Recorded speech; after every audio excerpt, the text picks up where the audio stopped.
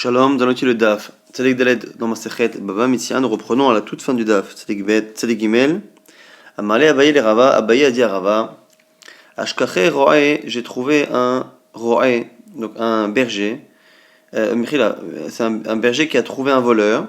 Et Amalé lui a dit, Ganva Saria, je sais que tu es un voleur dégoûtant.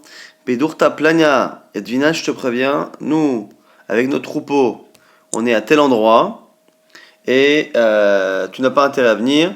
Karvekar Gavre Ikabadan, on a tant et tant de bergers avec nous pour nous aider. Et Karvekar Kalbe Ikabadan, on a tant et tant de chiens avec nous pour nous protéger. Karvekar Zukata Psikalan, et on a également beaucoup de gens qui sont capables de lancer des pierres pour nous protéger. Vazal Veshakalmine, le voleur est parti à l'endroit indiqué et a volé. Maï, la question ici de Abaye, et quelle est la responsabilité de ce berger?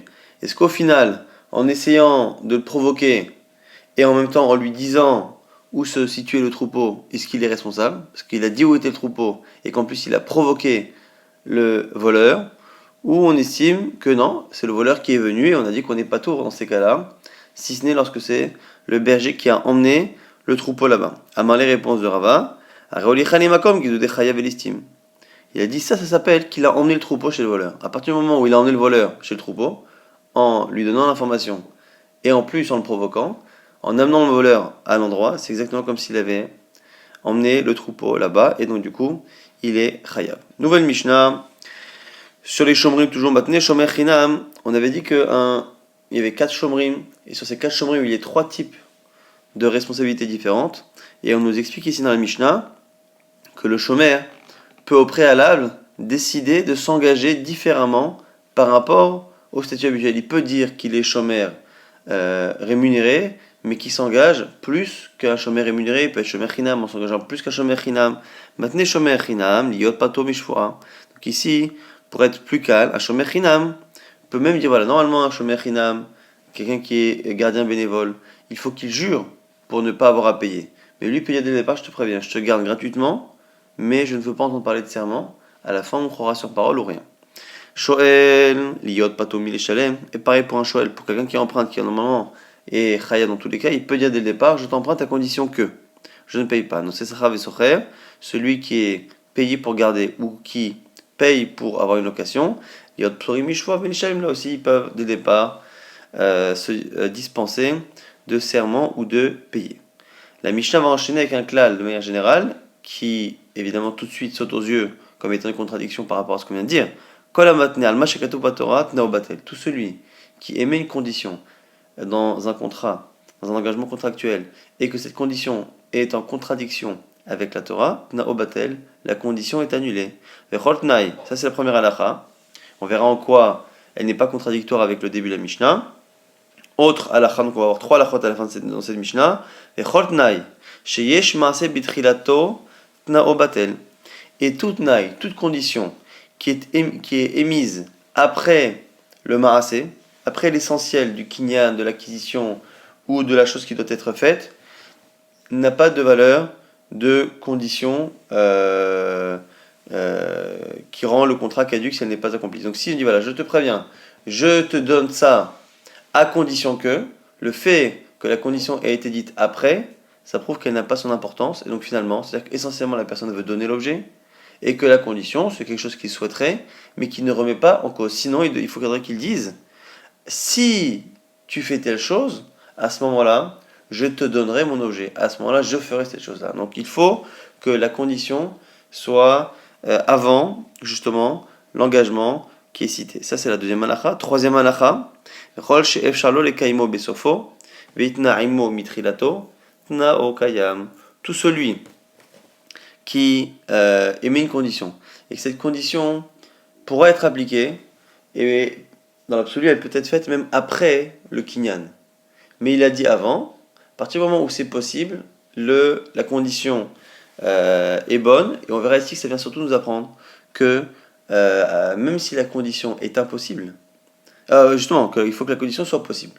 À l'opposé de ceux qui disent que lorsque la condition est impossible, justement, ça va jouer sur la validité du contrat, mais tout ça sera expliqué dans la Gemara. On revient sur la première halakha. La première halakha, on a dit que les shomrim, les gardiens, peuvent s'engager et demander à être moins responsables que le statut que la Torah leur a donné. Alors Agma s'étonne, Amaï, pourtant c'est contredit avec la suite de la Mishnah qui dit Matnei Mashakato Batoravu. C'est quelqu'un qui émet une condition contraire à la halakha de la Torah. Et on vient de le dire que tout ceux qui fait ça, son tenant à la condition est nul. Al-Agma dit Amani Rabbi Udahi. Non, alors la Mishnah, peut-être que c'est l'avis de Rabbi Uda. Pourquoi?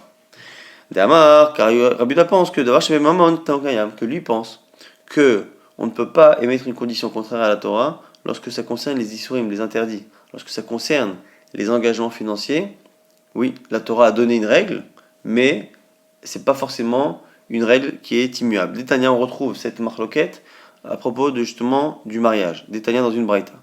Aomel et Isha, un homme qui dit à une femme, arrête me couder chetli, tu es ma femme. Almenat she enlich alay she'er kesut verona, à condition que tu n'aies aucune, que je n'ai aucune obligation envers toi. Les trois obligations de la Torah étant she'er kesut verona, le fait de la nourrir, de la vêtir et de la satisfaire. Ces trois obligations-là, qui mélangent obligations matérielles, les deux premières, vêtir et nourrir, et la satisfaire, c'est pas de l'ordre justement du matériel. Dans ces trois choses-là, nous dit Rabbi Meir, selon Rabbi Meir, ce qu'il a dit comme condition est nul, mais le mariage est valide. C'est-à-dire qu'on estime que finalement c'est comme s'il n'avait pas émis les conditions. On n'annule pas tout, mais on n'annule que les conditions. Ça c'est Rabbi Meir, Rabbi Yehuda Omer, mais d'avoir chez Mamon, na okayam. Sa parole est validée dans tout ce qui est financier. C'est-à-dire qu'il est marié avec elle, comme ce qu'a dit Rabbi Meir. Le chiyuv de Rana de la satisfaire, il ne pourra pas s'en défaire.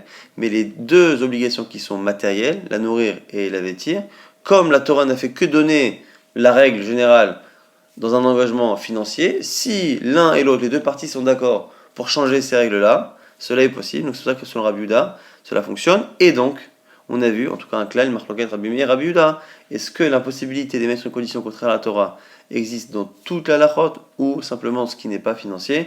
Selon Rabbi Yehuda, dès que c'est financier, on peut émettre une condition contraire à la Torah. Selon Rabbi Meir, jamais. Et donc du coup, notre Mishnah serait selon Rabbi Yehuda. C'est la raison pour laquelle, même si la Mishnah nous dit qu'on ne peut pas être matnei al mashkato batora, et si on le fait, le tnaï, il est batel, c'est-à-dire que la condition est annulée, au début de la Mishnah, il n'y a aucun problème, ce même Rabbi Yehuda, à dire que les shomrim, qui s'engagent financièrement à rembourser dans certains cas, peuvent, dès le départ, émettre des conditions qui sont contraires à ce que la Torah, à la base, explicité pour justement chacun de ces shomrim. La Gemara s'étonne à cela, en disant que c'est Rabbi Yehuda. Oui, mais si donc Rabbi Yehuda, est-ce que ça peut être Rabbi Yehuda hein? Et ma Sefer regarde la suite, quand la matinée, Mashkato Batorat Nao Batel. Attends, les Rabbi Meir, tu vas mettre que la fin de la Mishnah nous dit de manière générale, on dirait, que tout celui qui émet une condition contraire à la Torah, la condition est annulée. La Gemara dit non, ça c'est pas un problème ça. Alokashia, ça c'est pas un problème. L'Olam Rabbi Yehuda, ça continue d'être Rabbi Yehuda. Et Seifa, Bidavar Sheno Shelomon. Et là-bas, même si à la fin c'est pas précisé, quand il dit à la fin qu'on ne peut pas, il parle dans le cas particulier de quelque chose qui n'est pas financier. Donc je peux continuer d'expliquer encore une fois, comme ce que j'ai dit, c'est que même si la Mishnah ne le précise pas, la contradiction est qu'au début on parle de quelque chose de financier, à la fin quelque chose qui ne l'est pas. Attends. Regarde la fin.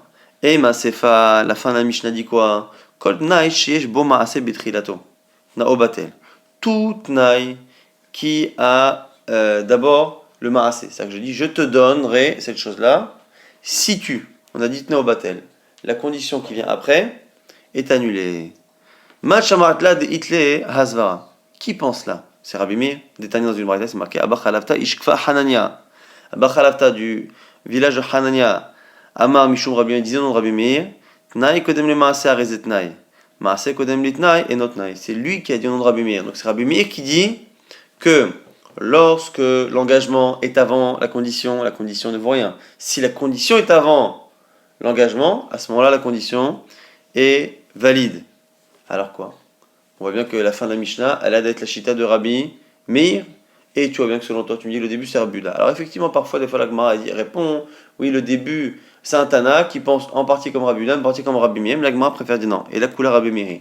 La Mishnah, elle est entièrement Rabbi Meir. Ah, Beshaneacha, des Mekara, Lo Sha'abad Nafshe. Et là, ici, on a un chilouk encore différent. On a vu que selon Rabbi Yehuda, on pouvait faire un chilouk entre des engagements financiers ou non financiers.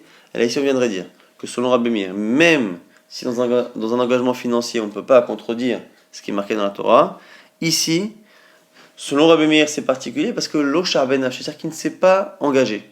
C'est-à-dire que dès le départ, même si les mots ont l'air d'être Shomer, Shomer Chinam, Shomer Sachar, c'est pas ces mots-là, c'est qu'en fait, il s'engage à garder et on ne lui donne pas d'argent.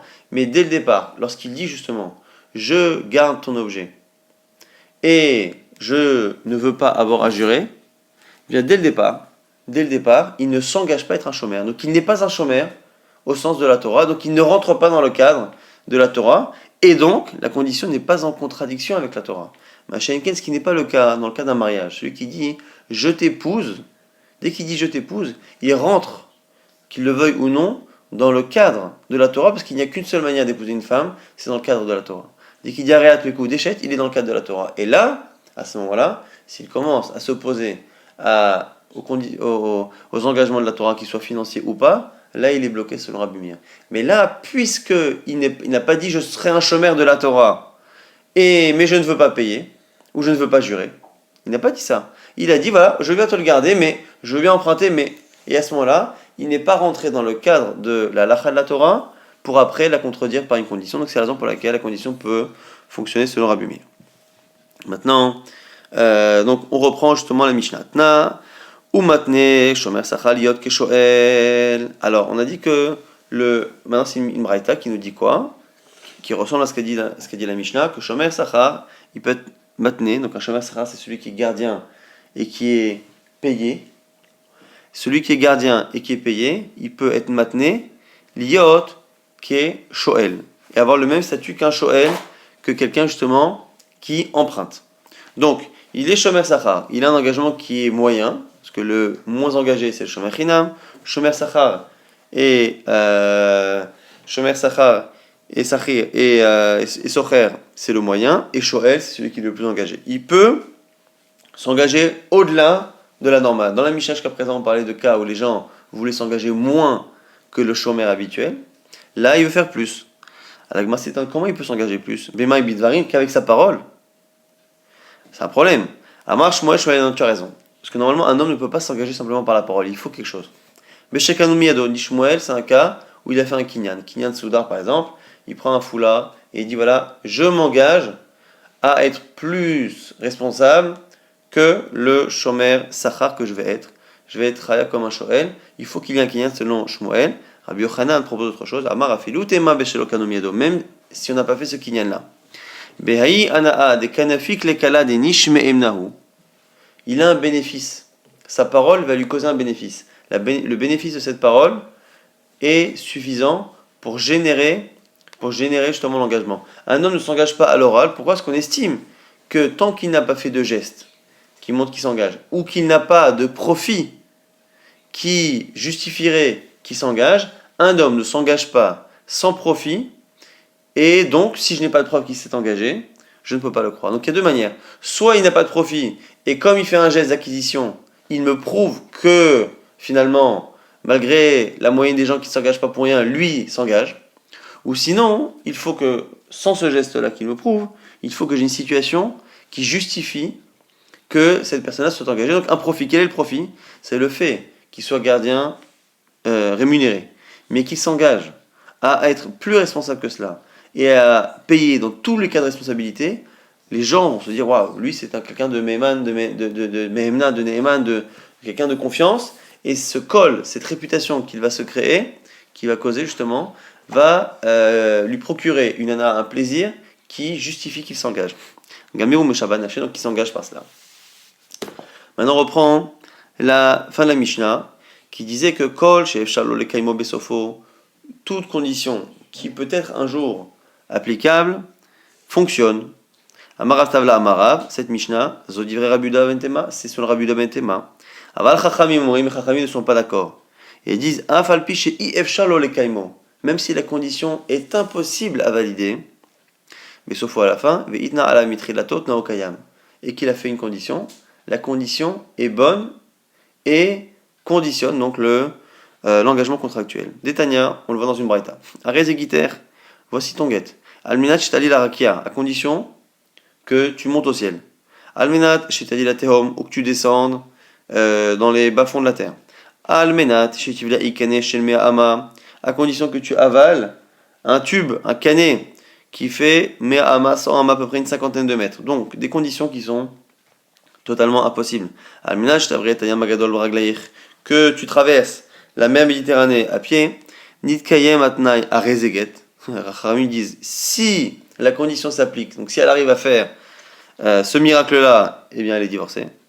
L'Onikayem Atnaï et Noget. Sinon, elle n'est pas divorcée. Ça veut dire qu'on n'a pas de problème à valider une condition qui n'a presque aucun sens et qui n'est pas applicable. Rabbi Yehuda ben Temomer, pas du tout. Kaseget, c'est un get. Et Rabbi Yehuda va l'expliquer comme étant une généralité. Klalama Rabbi Yehuda ben Tema.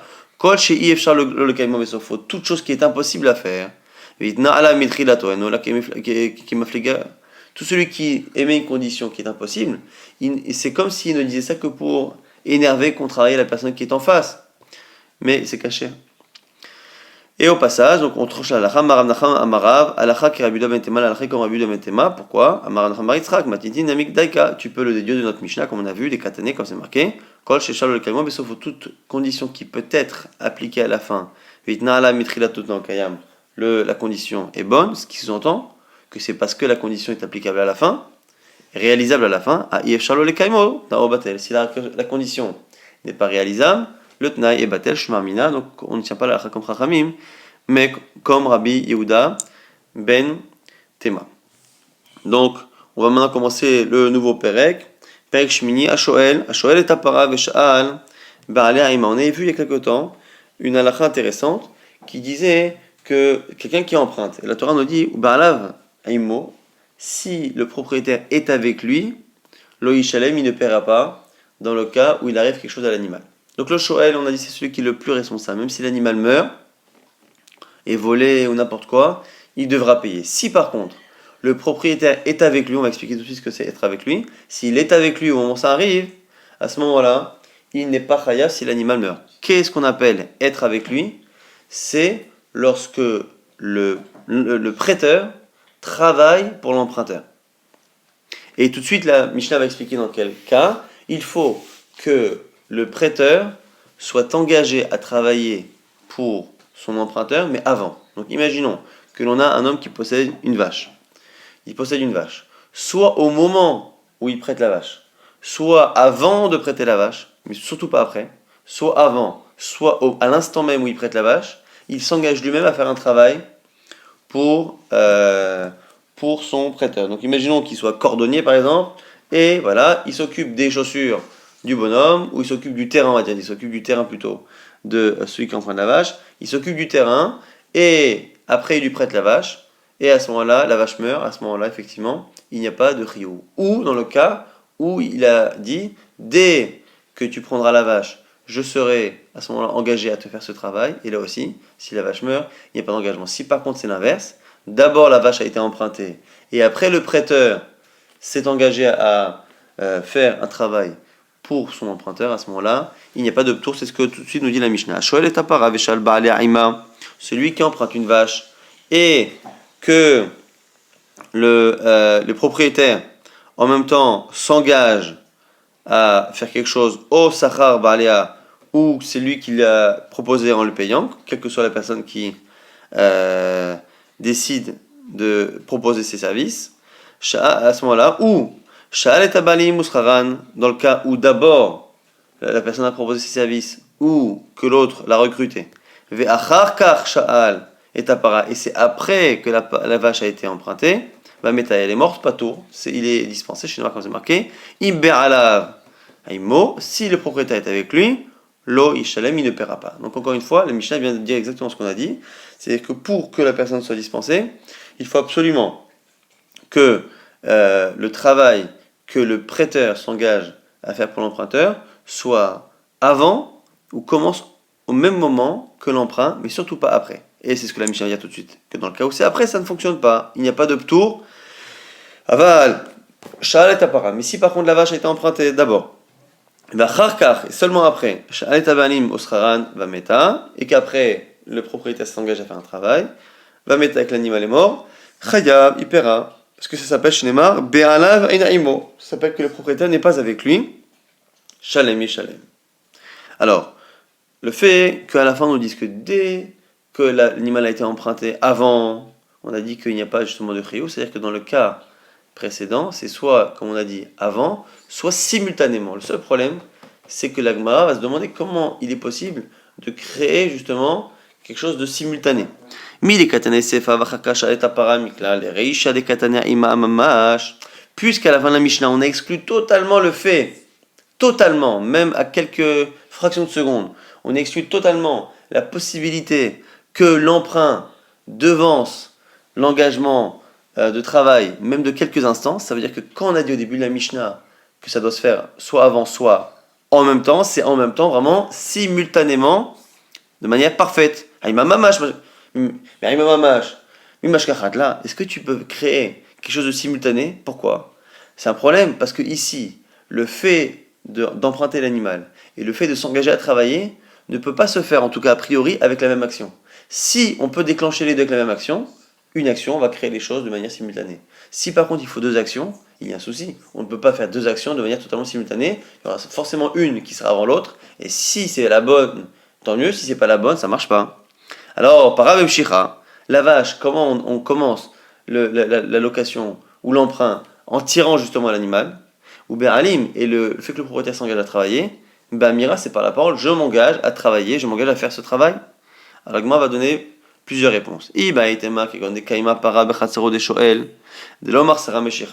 Première possibilité, peut-être que c'est un cas où la vache est déjà dans le domaine de l'emprunteur. Donc comme elle est dans le domaine de l'emprunteur, on n'a pas besoin de tirer la vache pour justement que la chose, que l'emprunt commence. Donc l'animal est déjà dans le domaine, donc c'est son domaine qui va faire office de Meshicha, d'acquisition pour l'emprunt. Et donc à ce moment-là, on peut se retrouver à une personne qui simplement avec la parole, il dit voilà, à la fin de ma phrase, je serai à la fois engagé à te faire ce travail et ma vache te sera prêtée. Et du coup, comme l'animal est déjà là-bas, il n'y a pas besoin d'attendre qu'il y ait une Meshicha, et donc simultanément, les deux choses se sont passées. Iba était ma autre possibilité, de Amale et Gufar Lotishal, An Shan Meshichat Paratra, ou sinon, dans un cas où il y a une Meshicha, où on doit tirer quand même l'animal, mais que la personne dit voilà, je t'emprunte cette vache, et tu me feras ce travail, mais tu ne seras engagé à faire mon travail qu'au moment où je retirerai la vache. Et donc ici, on a fait en sorte que par la parole, on a calqué le moment de l'engagement physique du propriétaire sur le moment du kinyan de l'acquisition de la vache qui est empruntée. Donc c'est la raison pour laquelle on a trouvé une seconde solution pour trouver un cas d'engagement simultané. Au passage, la Gemara va maintenant chercher des sources à ce qu'on a vu dans la Mishnah du périple précédent sur l'Arba Shomrim, sur les 4 Shomrim, qui finalement étaient trois catégories. Enfin, il y a 4 catégories, mais 3 catégorie halachique. Nanatam, on avait vu, Arba Shomrim, même il y a 4 Shomrim. Shomer Chinam, le gardien bénévole. Shoel, l'emprunteur. Donc le chiyuv, le plus faible et le plus important. Nosé Sachar, et Veasocher. Et entre les deux, on avait celui qui est payé pour garder, celui qui loue un objet ou un animal. Shomer Chinam, Nishbar Lakol, on a dit que celui qui est gardien bénévole, il jure dans tous les cas et il se dispense. Shoel, dans le cas de l'emprunteur, c'est l'inverse. Mais Shalem est école, il ne sert à rien de jurer, il paiera quoi qu'il arrive.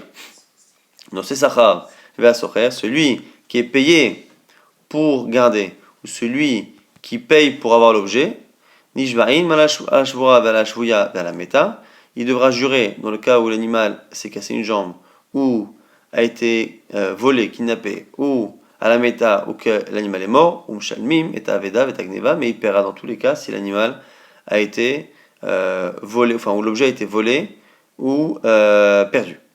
Maintenant la Gemara se pose la question, Menan et d'où sait-on tout cela? Paracha Rishona, on n'a pas le temps de citer les psukim, mais en gros on nous dit ici qu'il y a 3 parachiotes sur les gardiens. Paracha Rishona, la première paracha, Nemra Beshomer Chinam, parle du Shomer Chinam, du gardien bénévole. Shniya Beshomer Sachar, la seconde parle du Shomer Sachar, du gardien qui est payé.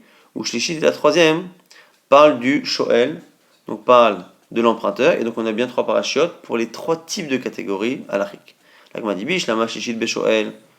La Gemara dit attends. On va essayer d'expliquer cette braïta.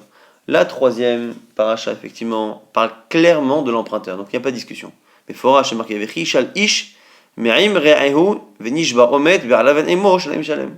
Vechish al ish, lorsqu'un homme va emprunter, me'im re'ehu de son prochain, venishbar, que l'animal s'est cassé, omet, ou est mort, ve'alavan emo, si les propriétaires n'est pas avec lui, shalem shalem, il paiera. Et la Rishona, Beshomer Chinam, Shina Beshomer Sachar, et Puchana. Maintenant, ce que tu as dit que la première paracha, c'est un gardien bénévole, la deuxième, un gardien rémunéré, moi je te propose de dire que c'est l'inverse. Pourquoi ? Parce que là-bas, c'est simplement dit qu'un homme garde un objet, ou un homme a fait garder un objet chez son prochain, et on ne précise pas du tout le type d'engagement. C'est pour ça que c'est pas forcément intéressant de rapporter ces parties-là des versets, parce que le verset ne dit rien de clair. Autant la troisième paracha dit clairement que c'est un cas de Hash'ala, Vechish'al, les deux premiers, non. Alors, Agma nous explique pourquoi elle a penché comme ça. Mistavra, Shnia Beshomer Chinam. Pourquoi la deuxième paraît être plus Shomer Sachar? Sheken Chaya Begneva Vaveda. Parce que dans la première paracha, on ne parle pas d'un engagement dans le cas où l'animal est volé. Dans la deuxième paracha, on parle d'un engagement lorsque l'animal est volé ou est perdu, ou l'objet est volé perdu. Et là, le fait que l'engagement soit plus fort, apparemment, dans la deuxième paracha que dans la première, ça sous-entend que c'est un gardien qui est plus engagé, et donc forcément, ça priorise celui qui est payé. C'est plus de logique de dire que c'est celui qui est payé, qui est plus responsable. Là, il m'a dit oui, mais d'un autre côté, moi je trouve qu'il y a une khumra dans la paracha numéro 1, il y a une rigueur dans la paracha numéro 1 qui pourrait justifier que ce soit le Shomer Sachar dans la paracha numéro 1. Adraba, au contraire, riche, on a le Shomer Sachar, je peux dire que c'est la première qui est Shomer Sachar, qui est un gardien payé, chacun Meshalem Tashtomé, qui est fait une béton éternel Ganav, parce que là-bas, on peut se retrouver à lui faire payer le double s'il est éternel Ganav. Dans la première paracha, c'est marqué que celui qui garde un objet et qui dit qu'il le perd et qui dit que c'est un voleur qui le lui a volé, et après qu'il dit ça et qu'il est juré, donc on peut parler d'un shomer, en tout cas il jure, et une fois qu'il jure, on trouve l'objet chez lui avec des témoins, et donc on se rend compte qu'il a menti, on lui fait payer le double. Ça, c'est une halakha qui existe dans la première paracha et qui n'est pas citée dans la seconde. Donc la Gemara dit, tu vois, à ce jeu-là de dire que c'est la paracha où les règles sont les plus strictes, qui a priori par le Shomer Sachar, à ce jeu-là, tu ne t'en sors pas. Puisque dans la seconde paracha, tu as une khumra, que la personne paiera si l'objet est volé ou si l'animal est mort. Mais d'un côté, il y a une khumra, une rigueur dans la première paracha, c'est qu'il peut se retrouver à payer le double. Dans le cas où il a argumenté en mentant et qu'il a juré en disant que l'animal a été volé. Là, mais non, même s'il y a une rigueur, cette rigueur-là ne vaut pas celle de la paracha numéro 2. Afiloachi, karna beloshua, adifa mikfe la beshua. C'est plus grave et plus représentatif de la khumra le fait que dans la paracha numéro 2, il y ait des cas où on le fait payer sans lui donner la possibilité de se dispenser en jurant. Donc il paye le keren, le capital, sans pouvoir jurer, plutôt que ce que tu m'as rapporté dans la première halakha, où là-bas, c'est que fait là, ça qu'on lui fait payer le double. Mais là-bas, d'un autre côté, c'est parce qu'il a juré, Bishwa. Donc c'est peut-être le fait d'avoir juré en prononçant le nom de Dieu et d'avoir menti qui fait qu'on lui fait payer le double. Mais au niveau des engagements clairs en tant que gardien, ça ne veut pas dire que c'est plus strict. Ce qu'on est en train de dire plus ou moins ici, c'est que autant dans le fait de le faire payer dans tous les cas, dans le cas du vol, dans le cas où l'animal est mort, et de lui faire payer le capital, ça montre qu'il est un chômeur, un gardien plus responsable. Donc on peut imaginer que c'est parce qu'il a été rémunéré. Dans le cas de l'autre halakha qui est dans la première paracha, là-bas on le fait payer le double, ce qui est un knas, qui est finalement une amende qui n'est pas logique, qui ne correspond pas à ce que la personne a perdu. Et donc c'est la raison pour laquelle on peut très bien imaginer que la raison pour laquelle il paye le double, c'est pas parce qu'il est plus engagé et parce qu'il a été payé, mais parce qu'il a juré. Et c'est la gravité de ce serment qui a provoqué que la personne soit victime justement de cette sanction. Teda, l'agma prouve que justement c'est bien plus grave la khumra de la paracha numéro 2 que celle numéro 1 des Hashoel, Kolana Hashelo, Veino Meshalem et la Keren. Tu vois bien que là, on est en train de discuter entre Shomer China et Shomer Sachar. Prenons maintenant le Shoel, celui qui est le plus responsable, celui qui emprunte. Kolana Hashelo, tous les profits sont pour lui, puisqu'il emprunte, c'est lui qui demande d'emprunter, c'est lui qui a l'objet, c'est lui qui en profite, et au final, il ne paye pas. Ce Shoel-là, qui est le plus responsable, tu vois bien que là-bas, et dans Shalem et la Keren, il ne paiera pas justement le double. S'il ment et qu'il dit qu'on lui a volé et ainsi de suite, il ne paiera pas le double, il paye que Keren. Donc tu vois bien que c'est le fait de payer le keren, le capital, qui détermine le niveau d'engagement, et non pas cette histoire-là de celui qui a dit, qui a juré qu'on lui a volé, que finalement c'est faux, qu'il paiera le double. Mon argument c'est toi, tout ce qu'on a dit, on a dit quoi? Tu es en train de dire que le shoel kolana hachelo, tous les profits sont pour lui, c'est pas vrai? Le shoel kolana hachelo, ha bah il y a maisonné, attends, c'est quand même lui qui nourrit la vache, à la place du propriétaire. Donc il n'est pas gagnant à 100%. Si on la nourrissait pour lui, je veux bien, mais là non. Agma dit non, c'est pas évident. Pourquoi? Des kaima bagam, il peut la mettre dans un endroit efker, à côté d'un lac, dans des marais, où elle peut brouter sans que ça lui coûte. Vea bah mais il faut tout de même la garder, la vache, et ça coûte de l'argent ou du temps. Benatar mata, dans un cas où la ville est protégée et surveillée. Vei baitema, autre possibilité, l'otema kolana hachelo, et la ema rovana hachelo. Et même si tu veux, tu peux expliquer que ce qu'on a dit avant, c'est pas que kolana hachelo, que tous les profits sont pour lui. C'est que rovana, c'est la grande majorité, l'immense majorité. Même si tu dis que ok, il paye la nourriture et il paye la surveillance de l'animal. Mais au final, il y a un rov, la grande majorité de l'ana est pour lui, puisqu'il profite de l'animal, c'est lui qui l'a demandé, et il ne paie rien. Donc il est celui qui profite le plus parmi tous les 4 shomrim, et tu vois bien que là-bas, il paie que keren n'est pas le double, de justement lorsqu'il a été Toen Tarnal Ganav, et donc du coup, tu vois que c'est la preuve que c'est bien le keren, le capital qui est important, et non pas cette sanction de payer le double. Iba et Tema, autre possibilité, Bishelat Kelim, on n'a qu'à parler d'un cas où il emprunte des ustensiles, où effectivement, il n'a pas besoin de payer un chômeur, il n'a pas besoin évidemment de nourrir l'objet. Maintenant on reprend, on a dit que Nosé Sachar ve'asochen, Nishba'im ala shvuya, ve'ala meta, umshalemim et avida et agneva. On a dit justement que Nosé Sachar et Socher, celui qui est payé pour garder l'objet, celui qui est payé pour garder l'objet, et celui qui loue, donc qui paye pour avoir l'objet, cela il jure si l'animal a été cassé, si l'animal s'est cassé une jambe, shvuya, si on lui a volé de force devant lui l'animal, vers la méta ou si l'animal est mort, mais par contre, sans jurer, il devra payer quoi qu'il arrive avec ou en jurant, il devra payer si l'animal a été perdu ou volé. Bish lama gneva, l'agma dit je comprends, gneva dirtivim ganovi ganev, maimo, ishalem li ba'alav. C'est marqué, effectivement, si l'animal est volé, il paiera son propriétaire. Et là, Aveda Minalan, d'où sait-on? D'où sait-on que ce shomer sacha, si l'objet est perdu, d'où sait-on qu'il est chayav? Alors, la Gemara nous dit, Détania, im ganovi ganev, eni ela gneva, vedaminaï, tamuloma, im ganovi ganev, mikol makom. C'est la répétition. Au sujet du voleur, du vol, c'est marqué, si volé, ça a été volé, il paiera. Pourquoi marquer 2 fois volé? Im ganovi ganev. C'est forcément justement que ça nous apprend qu'il y a un autre cas similaire, c'est le cas de la perte. Donc, im ganovi ganev, c'est-à-dire s'il a été volé ou perdu. La Gemara dit, attends, ça va selon un avis sur 2. Ça